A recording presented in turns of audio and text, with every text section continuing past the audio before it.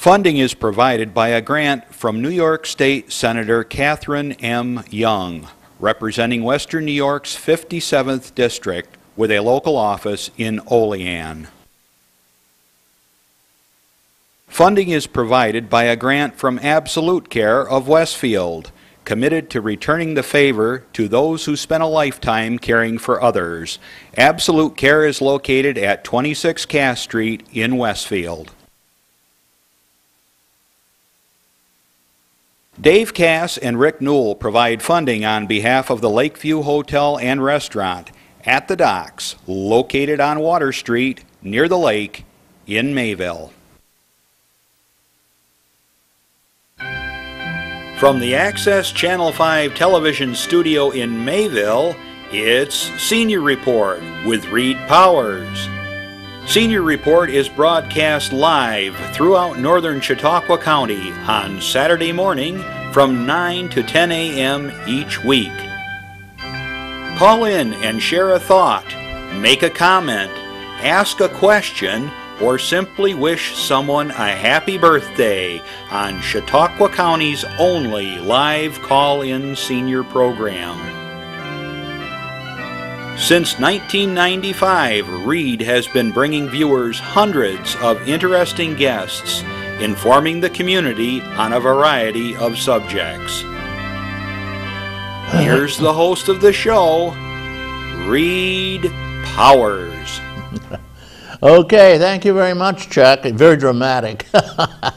Oh, what a beautiful day we have here in Chautauqua County. It's not snowing, it's not icy. There's a little rain to freshen up the countryside, and I was out picking some mushrooms this week, and I dry them. I put them in the oven and leave them there on a cookie sheet at about 150, just warm, for about 8 or 10 hours, and nothing to it. They're dried up like a bone. You put them in a jar or something, and you can use them all winter long. They make a wonderful, wonderful flavor, wild mushrooms. And I only pick ones I know for sure. Never pick a mushroom unless you know it by name. The Agaricus campestris, which is the pasture mushroom that we pick, and it has a pink bottom underneath. It's pink when it first comes up, that's when you want them, when they're fresh and great. And suddenly, after a good rain, we've had a rain now, they suddenly pop up all over the place, and they're free, and they're wonderful flavor, and you can dry them, and they last for a year. I keep them right in my refrigerator, actually, and dried up in just a big old plastic container. So have fun out there. Also, the black walnuts are all over the place. If you have a big vise or steamroller, they are so hard to crack.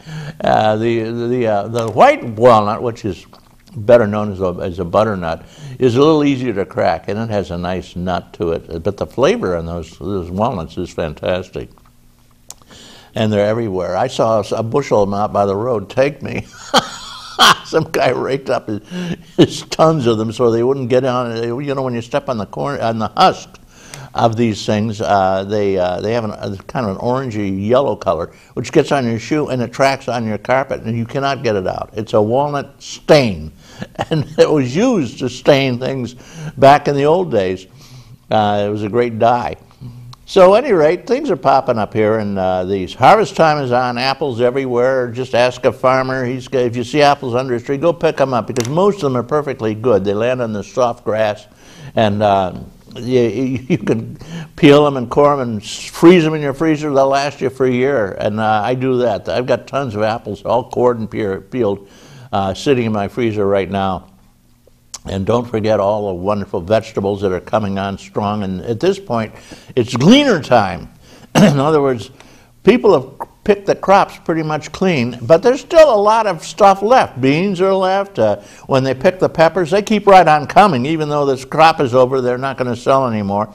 Tomatoes, they keep right on coming and ripening up, and there are tons of them out in the tomato field. And you just ask someone, could I go glean? And gleaning means picking up what's left of the crop, nothing that nobody really wants, but it certainly is a sin to waste food, especially in the old days. And in the Bible, if you're a Bible reader, there are about, I don't know, umpteen different comments and directives in terms of gleaning. To the gleaners belong the harvest. end of the harvest crop, which means that you have a right to this. Theoretically, you could just march out and take it. Say, I'm a gleaner. It says in the Bible, I have it. It's mine.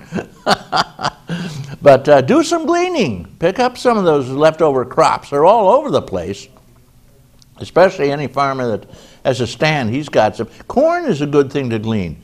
You know, once the corn reaches a point where it's too big to sell, they still have a lot of sweet corn left, and you take that and you grind it down, you freeze it, you make corn pudding out of it, you can can it, make corn pudding, or you can just cut the kernels off and freeze them, and you've got lots of corn. And you can buy that corn that's the gleaning corn for next to nothing if you even have to pay for it. Most times they just take it, get it out of here.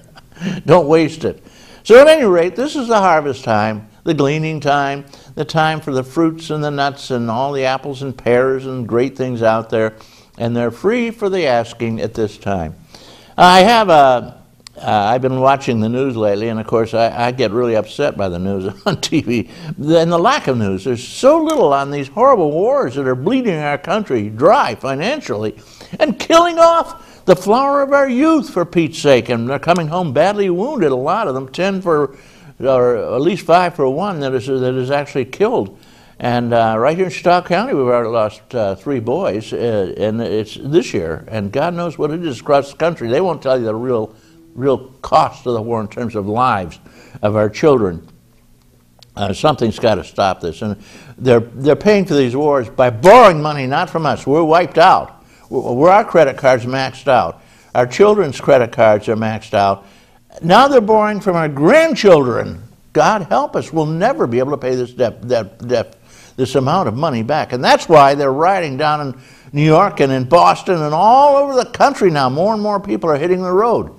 A year ago, I pointed out that the Arab countries are rioting because the rich have taken everything and they've left the people with nothing.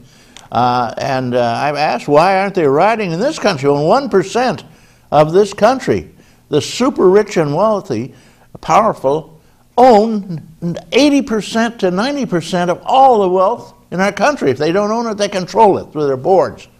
Something's wrong with this picture.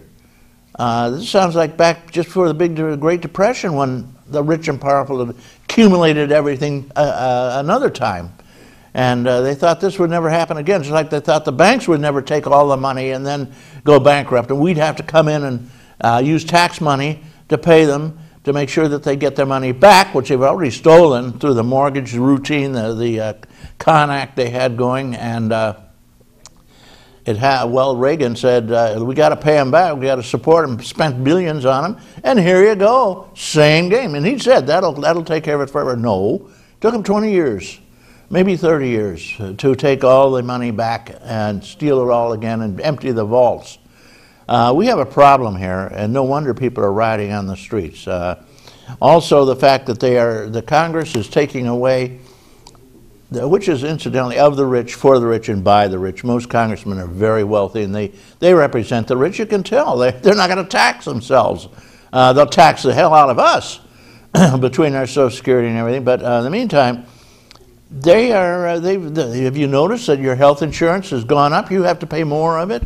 And there's less and less support for you in your health insurance. Your health insurance costs are going up, and your benefits are going down, taking more and more money. Doing away with pensions. You've got to do your own pension now. They used to match at least, if not pay for your pension. And more of your benefits are being taken away, and the salaries are going down, down, down. They're laying off, canning, firing all the people over 50 who cost them a lot of money, and not all of them, but a lot of companies have this policy going on now. And what are they doing? Hiring new kids for $13, $14 an hour. Well, now that might give you a $30,000 income before taxes. You can't live on that. You can't raise a family on the new amounts of money they're paying. So you're now basically in a servitude position. I'm sure you've noticed that, my friends, especially the younger people who haven't had a meaningful raise to cover the inflation, which Congress tells us doesn't exist. Ha, ha, ha, ha. There's plenty of inflation. Beneke stands there with a straight face on television and says, I don't see any inflation. Yeah? Well, you ought to go shopping one of these days. or ought to pay his health insurance, 50% jumps, 25% hike, or pay his taxes. The rich don't pay much tax, you know, that the average is 12%. You're going to be paying with your Social Security and everything, although you did get a break recently, probably 30 to 40% between your state, federal, and Social Security on your side and your employer's side. Yeah, we're in trouble. And no wonder everybody's out there just fighting on the streets. And of course, these huge wars we've got going, which just transfer wealth from the rich, from the poor to the rich, they're boring. And then, you know, the munitions makers are making a lot of money. The people who build the helicopters and the ammunition and the smart bombs and all these machines of war, and support for the countries that are at war, Afghanistan, Iraq, it's a nightmare. And in Afghanistan, apparently they hate us. They're dealing with the Taliban, the hell with us. Hey, it's a mess. No wonder people are on the streets, and you wonder why I'm not on the street. Yeah, I should take a bus to Buffalo. I'm sure they'll be on the streets there rioting against what's going on in our country, how we're in the grips of the rich and powerful, and we are getting nothing. Enough said about that. I do want to mention the fact that one of the their guest, Marianne Spanos, Dr. Spanos, is operating under real strain. And we'll talk about that financially. Cuts on the state level, cuts on the federal level, cuts on the county level. Cuts, cuts, cuts, more and more taxes. Taxes jumped 15% in the county, counting the new building last year, and it's going to be worse, according to Fred Troscott, who runs the county legislature. And the cuts all over the place. Well, we'll see what happens. Got some good news for you. We have the best senior groups in this world, and let me tell you a little bit about them. We got the Dunkirk Federated Seniors. Loretta Hemmick is the president over there for quite a while, and she's well known in Dunkirk, and if you want to get in touch with her, just call her up. She's in the phone book. Tell her I have this friend of mine who's elderly and hasn't really got too many members of his family around, and let's give her a break here. Take her over. Their next meeting, if you want to get over there, is October 17th, and the kitchen committee is the president, Hemmick, who's doing the coffee and the cake. That's a very important role. Lakeshore Seniors, they meet there at the center. Also, Charlene Hallmark is the president, and Stella Michalak helps out a lot, especially in the kitchen department. Their next meeting is October 19th, and it'll be a harvest dinner because it's now the Thanksgiving time, the harvest time, and it's all coming around. Don't miss out on the old squash, zucchini, and cucumbers that are lying around. You know, cucumbers are a melon, really. When you pick them green, they're not ripe. When they get ripe, they get huge and round, sort of oblong, and they turn bright yellow. And then they're sweet. And you pull the seeds out, cut them in half, pull the seeds out. It's just delicious. It's just the cucumbers are fantastic at the end of the year.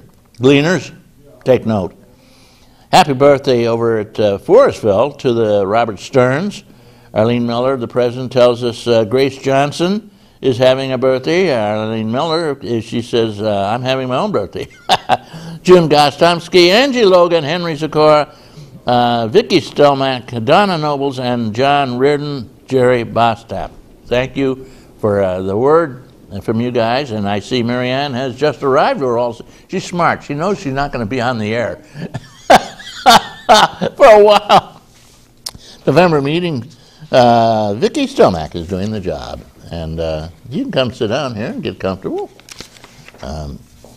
Marianne is our director of the Office of Aging for Chautauqua County, and we're going to talk about how little by little she's being strangled financially by the Fed, by the state, and by the county.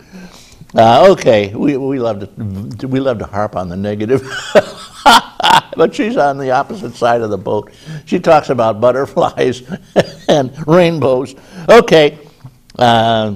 The Stigger High Rise Tenants Association has a little gathering there. Gordon Rayner is the president, and they're having a Halloween.